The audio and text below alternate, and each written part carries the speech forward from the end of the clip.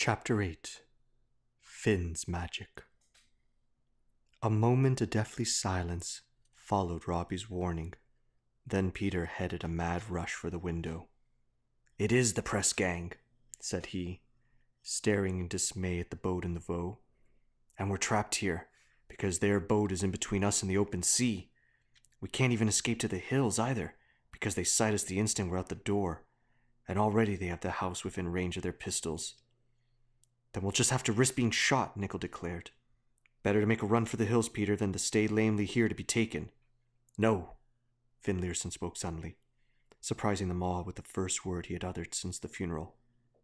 Every face turned towards him, and calmly he went on. "There's no need for such a risk, Nickel. Stay here, and—" "But we're trapped if we stay here," Nickel interrupted again. "You heard Peter say that." "I did," agrees Finlayson, calm as ever. "But Peter was wrong, for you can still escape if you stay here long enough to let me draw them away from the beach. Make a dash for the Sixerine then, head out to sea, and that will be you well clear of the danger." "But they're certain to capture you if you do that," Nickel protested. "And that means you'll be the sacrifice for all of us." Finlayson moved to the door, smiling his strange and secret little smile as he went. "It doesn't mean anything of the sort," he answered. "Not with the game I will play. And don't wait for me once you have the chance to escape, for I'll easily find my way back to the fishing station, and that's where I'll meet you all again." He had the door open with this, and was gone before anyone could say another word. Nickel stared after him, frowning, and then said flatly, "He's a fool. He'll be 1 against 20 out there." This started another rush for the window, but Peter soon put a stop for that. "Get back from there," he shouted. "Can you not see he wants them to think he's the only one in the house, and that it will spoil his plans if they notice your faces at the window?" The crew of the Sixerine fell back from the windows, casting serious looks at one another. And Peter told them, "That's better, but he will still need a lookout to tell us what's happening. And so, on you go, Robbie. They'll not think anything of a boy watching them." Robbie darted to the window and saw the press gang's boat only a few yards from the shore. "The boat's coming in fast," he reported. "It's nearly there." "And Finlayson?" Peter demanded. "What's he doing?" "Nothing yet," Robbie answered. "He's just sauntering down to the beach as if he hadn't a thought in his head except to pass the time with the press gang." "Then they'll have him for sure," Peter exclaimed. "There's not a chance he'll escape now." "That's the way it looks," Robbie agreed. "Their boat's almost touching. It's in. It's grounded on the shingle." The men in the boat began leaping ashore, waving and calling to the tall figure sauntering to meet them.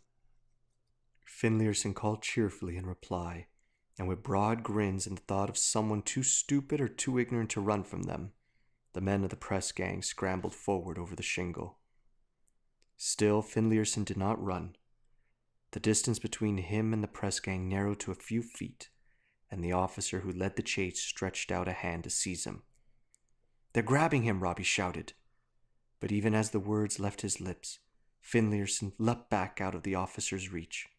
"But they missed," Robbie added triumphantly. "And he's running now. Running just ahead of them along the beach." "Get ready to move," Peter warned the rest of the crew, and they all gathered around him at the door of the butt end. Down on the beach, the press gang continued the chase after Finlayson, laughing like men playing a game as they ran clumsily over the shingle.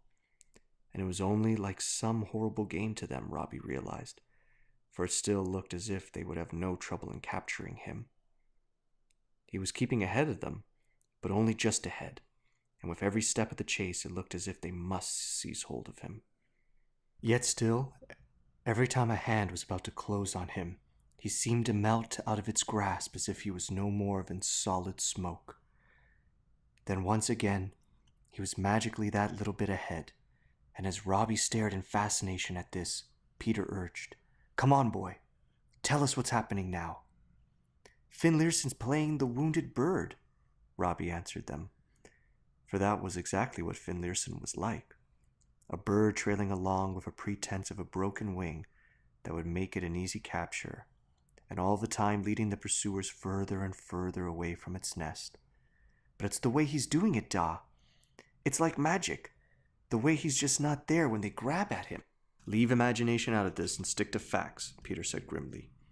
Are they far enough away from the Sixerine yet? No, but soon they will be, Robbie told him. For now, Finlayson had reached the grassy slope that led from the beach to the cliffs rising on one side of the Vaux, and the pace of the hunt was quickening. The officer in charge of the press gang was losing his patience, and suddenly it was no longer a game as he spread out his men and began to close them like a net around Finlayson. But even this did not succeed, for suddenly also Finlayson was escaping from the net with the ease that seemed more than ever magical. For now he was moving so fast that his feet seemed to skim the ground with no effort at all. And he was no longer like a man running. He seemed to be flying instead, and far from closing in on him. The men of the press gang were being left well behind. The officer in charge of them drew his pistol and pointed it at the flying figure. "They're shooting at him," Robbie cried. And instantly Peter ordered the others, "Run for the boat, and shout as you run to draw their attention off of him." The shot from the officer's pistol sounded at that moment, and flinging open the door of the butt end, Peter rushed outside. The others piled after him, yelling at the tops of their voices and running as hard as they could for the beach. The men of the press gang turned towards the sound of the yells, and crowding to the door to watch from there, Robbie and Janet and Elspeth saw them shaking their fists at the way they had been tricked. Robbie took his last look at Finlayson disappearing far into the distance, and then turned his attention to the Vaux. Half of the Sixerine's crew had already got the boat pushed out and were holding it steady. The others were busy setting the press gang's boat adrift. The press gang, meanwhile, were running back to the beach, firing their pistols as they ran. But Finlayson had taken them a good bit out of the range, and well before they were within real firing distance, the Sixerine was pulling strongly out into the Vaux. They'll be well out to sea before the press gang can get their boat back, Janet decided then. They're safe now, and smiling with relief at this, she went back into the house to wash the teacups. Elspeth stayed to watch the press gang rage at finding their boat afloat in the Vaux. "That Finlayson," she remarked. "It was some trick he played then." Then, a little scornfully, she added, "It's a pity Nickel couldn't be so clever." "That's not fair," said Robbie, flying immediately to Nickel's defense. "Nickel was brave enough to want to make a break for the hills. And anyway, he couldn't have played the wounded bird, not the way Finlayson did, for it was like magic the way he kept slipping through their hands. And it was like magic, too, the turn of speed he put on at the end of the chase." "You'll be in trouble if Ma hears you talking nonsense like that," Elspeth told him sharply. "You know she's forever complaining about the way you let your imagination run away with you." "And you'll be in trouble, too, if you let Nickel hear you say such things about him," Robbie retorted. "He might even think twice about marrying you then." "And who said I wanted to marry Nickel?" Elspeth demanded. Robbie stared at her. "But I thought," he began, and Elspeth interrupted. "Oh, yes, everybody thinks I want to marry Nickel because he wants to marry me. Well, maybe I did at one time, but maybe now I'll marry somebody quite different. Somebody—" "Well?" demanded Robbie, as Elspeth's voice tailed off. "Who's this somebody?" Elspeth smiled to herself. "Somebody rich," she said teasingly. "What do you think of that, Robbie?" "I think you're daft," Robbie told her. But lying in his box bed that night when all the excitement was over, he remembered that it was Finlayson who had put this idea into her head in the first place. "You will live to wed a man of your choice, and you will be rich when you wed." That was what he had said to her at old Da's funeral. And now, thought Robbie, it sounded very much as if he had been encouraging her in this idea of a rich marriage. For a while longer, he lay thinking about this, and wondering how far Elspeth might have believed anything Finlayson had told her since the funeral. The uncanny way Finlayson had avoided the press gang came back to his mind. Old Da's warning, "Don't trust him," rang in his head, and sleep began to seem very far away. But maybe Elspeth was wakeful too, he thought, and if she was, he would have a word with her about it. Then he would know for sure if she had trusted Finlayson. Cautiously, quietly, Robbie slid open the door panel of his bed and looked across the Ben room. The door panel of Elspeth's bed was open. She was sleeping, lying very still with her hands on the cover and her long hair spread out like a fan on the pillow behind.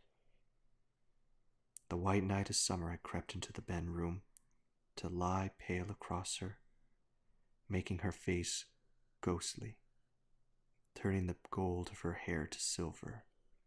And seeing her like this, a strange idea seized hold of Robbie. The lickstraw and the raven, he thought, had foretold death for Elspeth. But Finlayson had said she would live to wed the man of her choice. And now, lying there all white and silver in the white night, she was indeed like a girl dressed for her bridal. But she still did not look like Elspeth asleep. She looked like the ghost of Elspeth, like Elspeth already dead. Shivering, Robbie closed the door panel of his own bed and was immediately enclosed again in safe, warm dark. Yet still this did not shut out the vision of Elspeth dressed for some deathly bridal. Still, it did not banish the uneasy feeling that the vision was linked in some way to his own sense of something uncanny about Finlayson. Tossing about, as he tried once more to sleep, Robbie thought miserably that old Da would have understood this uneasiness. But old Da was dead, and so now there was no one who would understand. No one at all. For now, there was no one except himself who even suspected there was anything uncanny about Finlayson.